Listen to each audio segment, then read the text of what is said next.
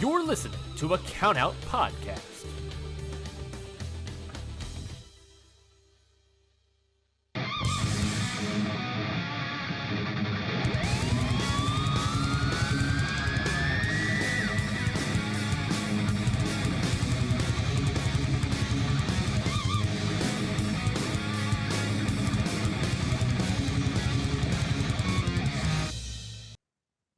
And welcome to another episode of Your Dose of Death podcast. It is just myself, Loren, today. But of course, I have two very distinguished and honored guests to be a part of this very show.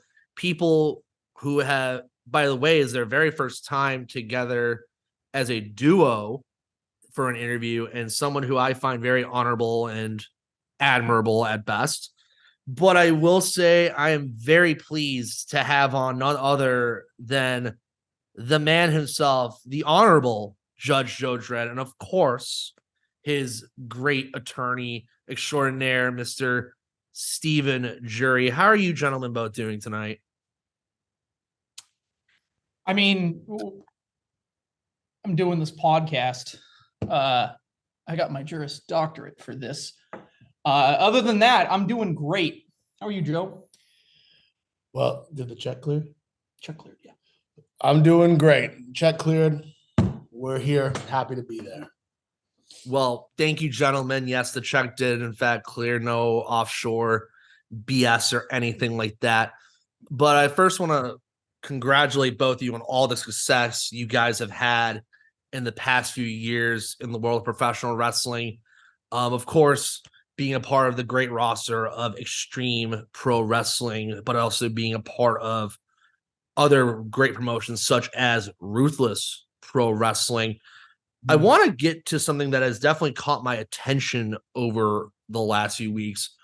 Your allegiance to Ruthless Pro Wrestling has been a very interesting one. That, of course, coming in, making your way to Chicago to the legendary Berwyn Eagles, coming up just short to one Otis Cogar.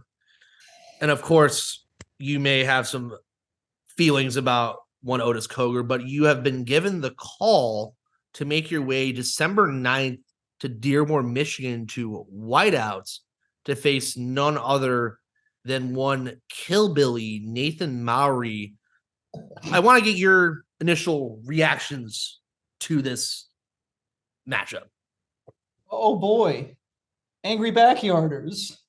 I'm overjoyed at the opportunity to watch Joe dismantle the Killbilly in front of a hot crowd in Detroit. We're very, very excited. Very excited for the deal that Chris from RPW reached out to us with. We would have normally charged a lot extra for, a no-ring show against a guy like Nathan, but the circumstances for everything was right. The finances worked out, and we're genuinely excited to get out to Detroit and just absolutely ruin his weekend. Yeah, let me let you know something. All November long, I've had surgery on this hand. Going into the ring with Otis Cogar, I came in with a handicap. I could have been like every other person in the back. I could have been like every spineless, scum-sucking deathmatch wrestler. I set out to prove that I am more than just a deathmatch wrestler. I'm a fighter. My hand was broken. And how many places the doctor said? Two places. After TOD, and that English bitch broke my fucking hand. Diaper wearer. I did not cancel on RPW. I did not cancel on an opportunity to step in with someone as violent and as evil as Otis. And although the outcome isn't what I desired, I still stepped up and made my mark. And because of that, and taking this time off, I am genuinely concerned for the wellness and mental health of Nathan Mowery to talk the smack he's been talking about the Midwest deathmatch scene, who early on was the first phone to call my line to bring old Joe Dred out of the West Coast. And two, to really think that he could step into any fight with the judge, jury, and executioner and think he is walking out on his own 2 feet. Not a chance.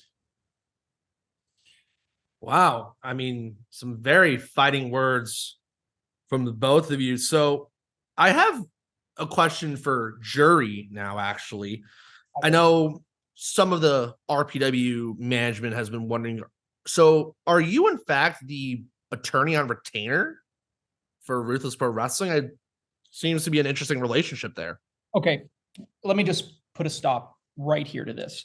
So I do my best to not divulge information about clients that I have. I have multiple clients within the pro wrestling industry, not just Judge Joe Dred, not just the Monster Terex. I represent others who, for the most part, would like their anonymity. Now, as far as the work that I do for Ruthless Pro Wrestling, everything that is going on currently with either RPW or other promotions is completely and totally privileged. So I'm not going to divulge the work that I'm doing or whether or not said work is even taking place. That being said, the work that we've been doing with Ruthless Pro Wrestling on the wrestling side of things has been fantastic. I enjoy working with straight shooters who have full pocketbooks and have a willingness to put money into their product, to put money into the hands of talent that are going to elevate their shows to the highest level possible, to bring in talent that are not only going to challenge for championships within RPW, but they're going to win those championships, to draw people to their events and to carry the promotion into the future. And that is exactly what I am here to do. And that is exactly what I am here to help Joe Dred to do. So do I work with RPW in some capacity? Absolutely. Am I going to divulge the capacity in which I work for RPW? No. Next question. Very much noted. And I know that there are aspirations for the XPW championship. Where do you see yourself becoming a champion for XPW within the next year, Joe? You take it. It is not a matter of if, it is when.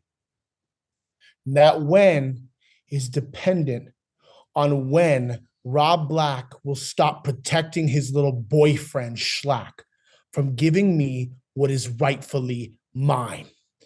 And that is the XPW King of the Deathmatch. I am the only person, and you heard it straight from the mouth of that tough old man, MAGA Butcher. I am the fastest rising star in deathmatch wrestling, not just in XPW, but all over. I have taken beating after beating, and I've left everyone stronger, better, and on my own 2 feet.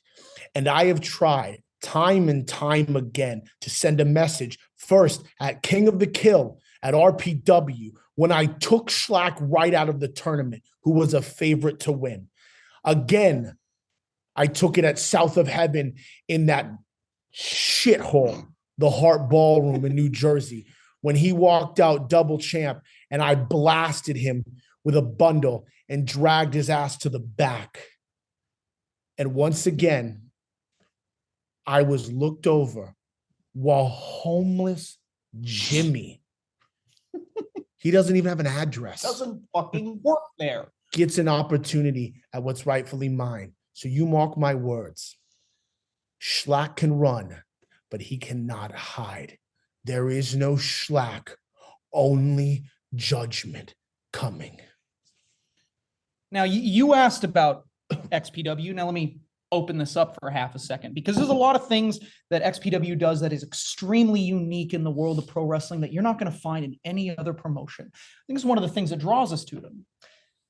But there's one thing that XPW has had in common with especially RPW as of late, and that is having 2 separate referees screw up 2 separate counts and cost Judge Joe Dred 2 separate matches. 2 bad refs, 2 ridiculously slow counts that ended with 2 controversial defeats. Now, I'm not saying that there's a conspiracy between both companies. I think that's ridiculous. I absolutely believe that there's a conspiracy within XP. I can't get into that. But there's a problem in pro wrestling today, and that problem is Judge Joe Dred. Now, you call him the MAGA or Necro Butcher, Mr. Summers was very, very kind on Facebook and talking about Judge Joe Dred. And he said one thing that absolutely rings true that Joe said, which was that he is the fastest rising star in deathmatch wrestling today. One of the fastest rising stars in all of indie wrestling today, deathmatch aside. And RPW and XPW both do not know how to handle that. And neither do their crap amateur, more than likely paid off officials. So you can mark that down, that we have problems with both companies. We have problems with both companies' officials, and we are going, whether you like it or not, to balance the scales of justice, and justice will be had. Please, rant. Okay. So you're saying, as I've gathered here, that refereeing has become kind of a commonplace issue in both companies. I think bad referees are what's becoming commonplace. Starting with that idiot Mike Burns, who couldn't seem to get a count off against Otis. We had the slow to no count with MAGA Butcher. Yeah, I don't even know who that guy was. Yeah, but honestly, probably a plant. Yeah, probably a plant. To answer your question, it is not if, it is when. And you say a year, I can't pinpoint the date. I'm not a mind reader. I'm just a simple judge. Mm-hmm. But I promise you this, 2024, do not be surprised if you see gold draped all over this with not just the letters XPW, but RPW with CZW. The list is endless. The potential is limitless. Judge Joe Dred is coming for everyone. Judgment is coming for everyone. Okay. Next.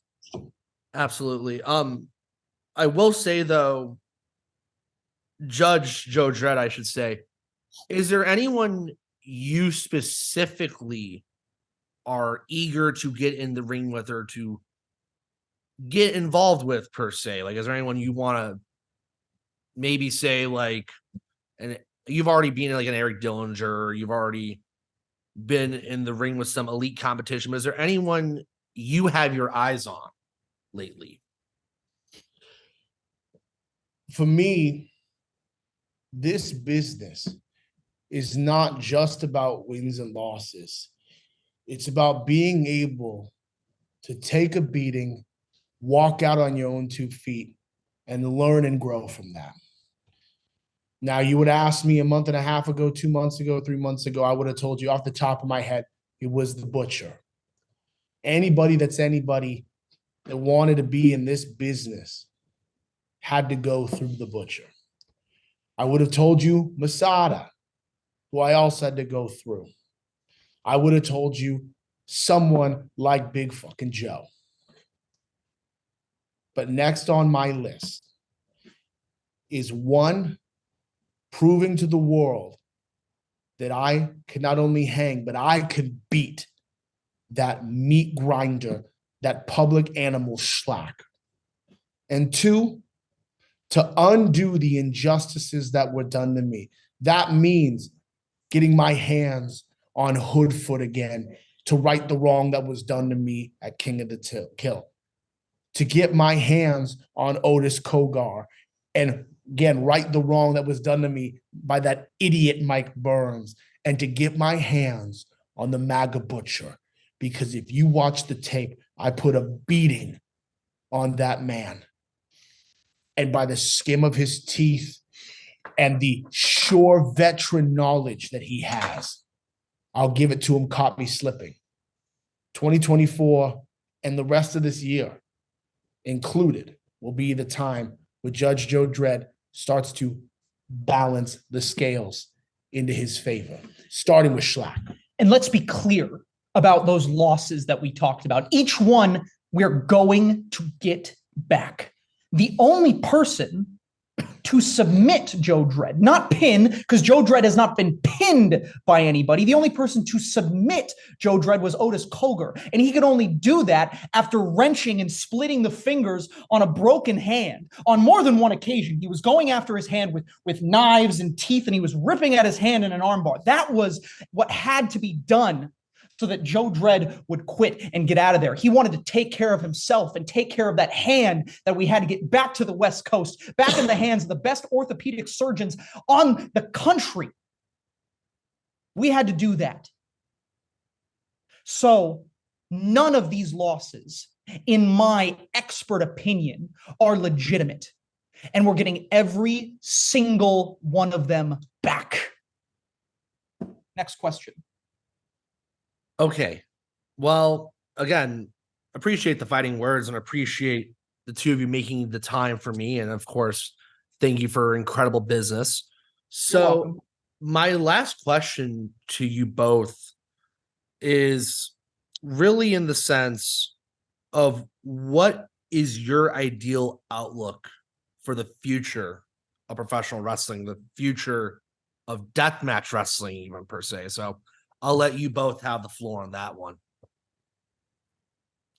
I think we'll keep it short and sweet. I know we're very passionate about these things you've talked about, but when it comes to the future of this industry, this specific branch, there's a reason why Joe Dred chose deathmatch wrestling. It's the highest form of combat in our sport. The late, great Terry Funk, highly regarded as one of the greatest wrestlers of all time, competed in this great sport. He competed in so many other forms, but constantly chose to come back to this. And I think it was because he knew in the back of his mind to be that tough, to know you still got fighting spirit. You've got to test yourself in this limit. The future of deathmatch wrestling, I believe, through the crusade which we've set out to conquer here, is weeding out the cosplayers and the weak.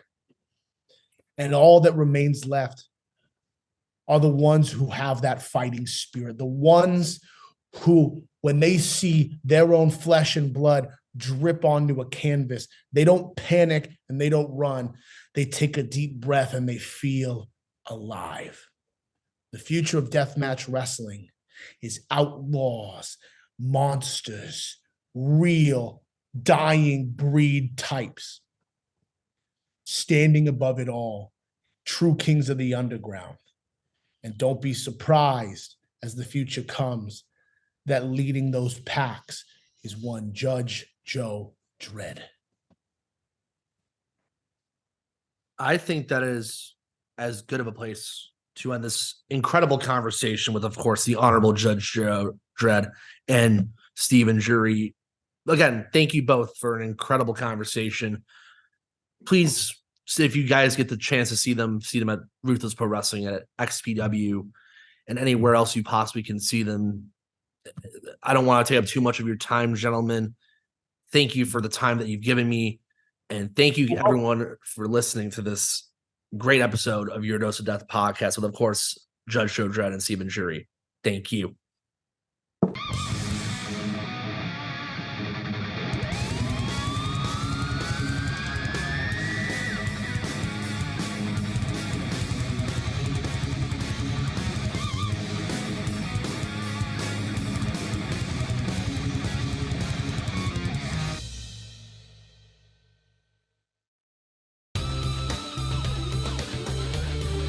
This has been a Count Out Podcast.